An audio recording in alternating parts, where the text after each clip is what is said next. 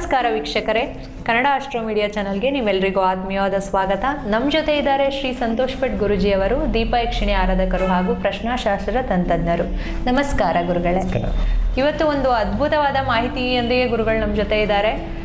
ತರಗತಿಗಳನ್ನ ಗುರುಗಳು ಪ್ರಾರಂಭ ಮಾಡಿದ್ದಾರೆ. ಆಗಸ್ಟ್ ತಿಂಗಳಲ್ಲಿ ತರಗತಿಗಳನ್ನ ನಡೆಸ್ಕೊಡ್ತಾ ಇದ್ದಾರೆ. ಗುರುಗಳೇ, ಈಗ ತರಗತಿಗಳನ್ನ ಮಾಡಿಕೊಡ್ತಿದ್ದಾರೆ. ತುಂಬ ಬ್ಯಾಚ್ಗಳು ಆಗ್ಬಿಟ್ಟಿದ್ದಾವೆ ಆಗಲೇ. ಇದು ಒಂದು ದಿನದ, ವಿಶೇಷವಾಗಿ ಒಂದು ದಿನದ ತರಗತಿಯನ್ನು ಮಾಡ್ತಾ ಇದ್ದೀರಾ. ಪ್ರಶ್ನಾಶಾಸ್ತ್ರ ಅಂತ ಹೇಳಿದ್ರಿ. ಪ್ರಶ್ನಾಶಾಸ್ತ್ರ ಮತ್ತು ಪ್ರಶ್ನಾಶಾಸ್ತ್ರನೇ ಪ್ರತಿ ಕ್ಲಾಸಲ್ಲೂ ಮಾಡಿದ್ದೀರಾ ಪ್ರಶ್ನಾಶಾಸ್ತ್ರದ ಬಗ್ಗೆ. ಈ ಕ್ಲಾಸಿನ ವಿಶೇಷತೆ ಏನು ಗುರುಗಳೇ? ಈ ಕ್ಲಾಸಲ್ಲಿ ಯಾವ ಒಂದು ವಿಚಾರನ ತಿಳಿಸ್ಕೊಡ್ತಾ ಇದ್ದೀರಾ ವಿದ್ಯಾರ್ಥಿಗಳಿಗೆ? ನೋಡಿ, ನಾವು ಪ್ರತಿ ಸಲನೂ ಕೂಡ ವಿಶೇಷವಾಗಿ ಪ್ರಶ್ನಾಶಾಸ್ತ್ರ, ಆ ಪ್ರಶ್ನಾಶಾಸ್ತ್ರದಲ್ಲಿ ಕೌಡೆ ಶಾಸ್ತ್ರವನ್ನು ಹೇಳ್ಕೊಡ್ತಾ ಇದ್ವಿ. ಒಂದು ಜೊತೆ ಕೌಡೆ ಬಿದ್ದರೆ ಎಷ್ಟು, ಎರಡು ಜೊತೆ ಕೌಡೆ ಬಿದ್ದರೆ ಎಷ್ಟು, ಒಂದು ಕೌಡೆ ಸಿಂಗಲ್ ಕೌಡೆ ಬಿದ್ದರೆ ಎಷ್ಟು, ಆ ಕೌಡೆ ಹೆಂಗಿರುತ್ತೆ, ಯಾವ ಥರ ಇರುತ್ತೆ, ಯಾವ ಒಂದು ಬಣ್ಣದಲ್ಲಿರುತ್ತೆ, ಎಂತೆಂಥ ಕೌಡೆಗಳನ್ನ ತಗೋಬೇಕು, ಅದರಲ್ಲಿ ಯಾವ್ಯಾವ ದೇವತೆಗಳ ಆರಾಧನೆಯನ್ನು ಮಾಡಬೇಕು, ಮತ್ತು ಕೌಡೆಗಳನ್ನ ಸಿದ್ಧಿ ಮಾಡ್ಕೊಳ್ಳೋದು ಹೆಂಗೆ, ಆ ಸಿದ್ಧಿ ಮಂತ್ರ ಏನು, ಒಂದು ರಾಶಿ ಸಬ್ಜೆಕ್ಟ್ಗಳಿದು, ಇದನ್ನೆಲ್ಲ ಹೇಳ್ಕೊಟ್ಟಿದ್ದಾಗಿದೆ.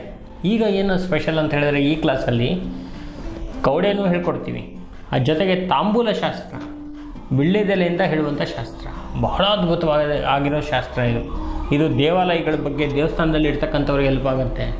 ಮತ್ತು ವಿಶೇಷವಾಗಿ ಜೀವನದಲ್ಲಿ ಬಹಳ ನೊಂದಿರ್ತಕ್ಕಂಥವ್ರಿಗೆ ಅನುಕೂಲ ಆಗುತ್ತೆ. ಈ ತಾಂಬೂಲ ಶಾಸ್ತ್ರದಲ್ಲಿ ವಿಳ್ಯದೆಲೆ ಮತ್ತು ಅಡಿಕೆಯನ್ನು ಇಟ್ಕೊಂಡು ಹೇಳುವಂಥ ಶಾಸ್ತ್ರ ಇದು. ದೈವ ಪ್ರಶ್ನೆಯನ್ನು ಮತ್ತು ಭೂತ ಪ್ರಶ್ನೆ, ಎರಡೂ ಪ್ರಶ್ನೆಗೂ ಕೂಡ ಈ ತಾಂಬೂಲ ಶಾಸ್ತ್ರ ಬೇಕಾಗುತ್ತೆ.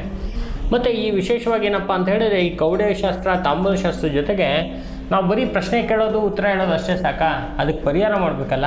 ಆ ಪರಿಹಾರ ಮಾಡ್ಕೊಳ್ಳೋದು ಹೆಂಗೆ, ಯಾವ ಥರ ಪರಿಹಾರಗಳು ಇದೆ, ಎಷ್ಟು ವಿಧದಲ್ಲಿ ಪರಿಹಾರ ಇದೆ, ಮತ್ತು ಅದಕ್ಕೆ ಕೆಲವು ತಾಂತ್ರಿಕ ವಿಧಾನಗಳನ್ನು ಹೇಳ್ಕೊಡ್ತೀವಿ. ತಾಂತ್ರಿಕವಾಗಿ ಹೆಂಗೆ ಪರಿಹಾರವನ್ನು ಮಾಡ್ಕೊಳ್ಳೋದು, ಮತ್ತು ತಾಂತ್ರಿಕ ವಿಧಾನದಲ್ಲಿ ಯಾವ ಯಾವ ರೀತಿಯಲ್ಲಿ ಒಂದು ಪ್ರಶ್ನೆಗಳು ಬರುತ್ತೆ, ಅದಕ್ಕೆ ಹೆಂಗೆ ಪರಿಹಾರವನ್ನು ಮಾಡ್ಕೊಳ್ಳೋದು, ಯಂತ್ರವನ್ನು ಬರೆಯೋದು ಹೆಂಗೆ, ಯಂತ್ರದ ವಿಚಾರ, ಯಂತ್ರಕ್ಕೆ ಶಕ್ತಿ ತುಂಬೋದು, ಜೀವ ತುಂಬಿಸೋದು ಹೆಂಗೆ, ತಾಯ್ತಗಳನ್ನ ರೆಡಿ ಮಾಡೋದು ಹೆಂಗೆ, ಆಯಿತಾ? ಮತ್ತು ವಿಶೇಷವಾಗಿ ಸಿದ್ಧಿ ಮಂತ್ರಗಳನ್ನ ಜಪ ಮಾಡೋದು ಹೆಂಗೆ, ಸಿದ್ಧಿ ಮಾಡ್ಕೊಳ್ಳೋದು ಹೆಂಗೆ, ಈ ಥರ ಬೇಕಾದಷ್ಟು ವಿಷಯಗಳಿದೆ.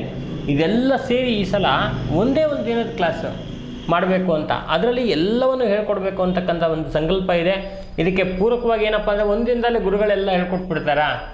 ಆಗ್ಬಿಡುತ್ತಾ ಅಲ್ವಾ? ಹೇಳ್ತಾರೆ, ಕೇಳ್ತಾರೆ. ಅವಾಗ ಕೇಳಿದಾಗ ಏನಾಗುತ್ತೆ ಅಂತ ಹೇಳಿದ್ರೆ, ನೋಡಿ, ಎಲ್ಲವನ್ನು ಹೇಳ್ಕೊಡ್ತೀವಿ ಒಂದಿನಲ್ಲಿ. ಆದರೆ ಅದಕ್ಕೆ ನಾವು ಬುಕ್ಕನ್ನು ಕೂಡ ಕೊಡ್ತೀವಿ. ನಾವೇ ಬರೆದಿರ್ತಕ್ಕಂಥ ರಹಸ್ಯ ಪ್ರಶ್ನಾಶಾಸ್ತ್ರ ವಿಜಯ ಅಂತಕ್ಕಂಥ ಬುಕ್ಕನ್ನು ಕೂಡ ಕೊಡ್ತೀವಿ. ಆ ಬುಕ್ಕನ್ನು ಇಟ್ಕೊಂಡು, ಜೊತೆಗೆ ಇದನ್ನು ಇಟ್ಕೊಂಡು ಎಲ್ಲವನ್ನು ನಾವು ಕಲ್ತ್ಕೋಬೋದು. ನೋಡಿ, ಗುರು 2 ಅಕ್ಷರ ಕಲ್ತ್ಕೊಡ್ಬೋದು, ಮಾರ್ಗದರ್ಶನ ತೋರಿಸ್ಬೋದು. ಆ ಮಾರ್ಗದಲ್ಲಿ ನಡೀತಕ್ಕಂಥದ್ದು ವಿದ್ಯಾರ್ಥಿಗಳ ಕರ್ತವ್ಯ. ಹಾಗಾಗಿ ನಾವು ಎಲ್ಲರಿಗೂ ಬನ್ನಿ ಅಂತ ಕರೆಯಲ್ಲ. ಯಾರಿಗೆ ಆಸಕ್ತಿ ಇದೆ, ಯಾರು ಇದಕ್ಕೆ ತುಂಬ ಇಂಟ್ರೆಸ್ಟ್ ಆಗಿದ್ದಾರೆ, ಸ್ವಲ್ಪ ಜನ ಇಟ್ಕೊಂಡು ಈ ಒಂದು ಕ್ಲಾಸನ್ನು ಮಾಡಬೇಕು ಅಂತ ನಾವು ಅಂದ್ಕೊಂಡಿರೋದು. ಗುರುಗಳೇ, ಈಗ ತುಂಬ ಹಲವಾರು ಬ್ಯಾಚಸ್ಗಳಾಗಿದ್ದಾವೆ. ಅಲ್ಲಿ ಕ್ಲಾಸಿಗೆಲ್ಲ ಬಂದಿರೋರೆಲ್ಲ ಇವಾಗ ತುಂಬ ಚೆನ್ನಾಗಾಗಿದ್ದಾರೆ. ಸೊ ಅದು ಏನು ಅನುಕೂಲಗಳಾಗುತ್ತೆ ಗುರುಗಳೇ ಈ ತರಗತಿಯಿಂದ? ಈ ತರಗತಿಯನ್ನು ನೋಡಿ, ಅವರ ಒಂದು ಕಷ್ಟಗಳನ್ನ, ಅವರ ಒಂದು ಸಮಸ್ಯೆಗಳನ್ನ ಅವರೇ ನೋಡ್ಕೋಬೋದು. ಮತ್ತು ಸಿದ್ಧಿಗಳು ಮಾಡ್ಕೊಳ್ಳೋದ್ರಿಂದ ಅವರಿಗೆ ದೇವತೆಗಳ ಕನೆಕ್ಟಿವಿಟಿ ಆಗುತ್ತೆ. ಮತ್ತು ಯಂತ್ರಗಳು ಬರೆಯೋದನ್ನ ಕಲ್ತ್ಕೊಳ್ತಾರೆ. ನಮಗೆ ಏನು ಗತಿ ಇಲ್ಲಪ್ಪ, ಬೇರೆ ಯಾವುದು ನಮಗೆ ಅನುಕೂಲ ಆಗ್ತಾಯಿಲ್ಲ ಅಂತಕ್ಕಂಥವ್ರು ಇದೇ ಪ್ರೊಫೆಷನ್ಗೆ ಬಂದು ಇದನ್ನೇ ಒಂದಷ್ಟು ಜನಕ್ಕೆ ಅನುಕೂಲ ಮಾಡ್ಕೊಳ್ಳೋ ಥರ ಒಂದು ವಿದ್ಯೆ ಇದು, ಮಹಾವಿದ್ಯೆ ಇದು.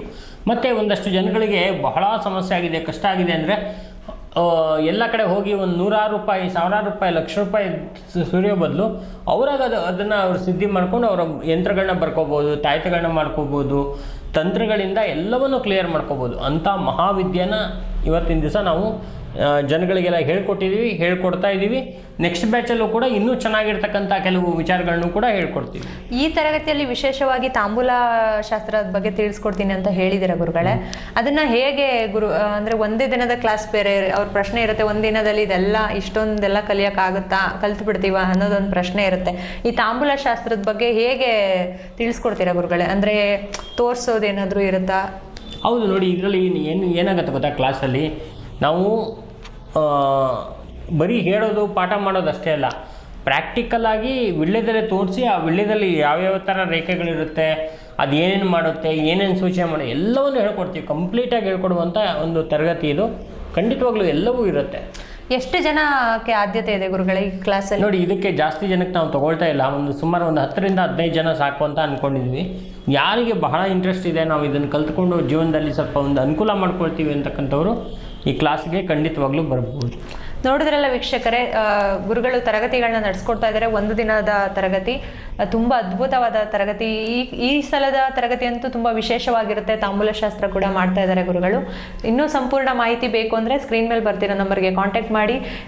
ಹೆಚ್ಚು ಜನರಿಗೆ ಆದ್ಯತೆ ಇಲ್ಲ ಅಂತ ಗುರುಗಳು ಹೇಳಿದ್ದಾರೆ. ಅದು ಬೇಗನೆ ನೀವು ಜಾಯಿನ್ ಆಗ್ಬೋದು ತರಗತಿಗೆ. ಸ್ಕ್ರೀನ್ ಮೇಲೆ ಬರ್ತಿರೋ ನಂಬರ್ಗೆ ಕಾಂಟ್ಯಾಕ್ಟ್ ಮಾಡಿ. ನಮಸ್ಕಾರ.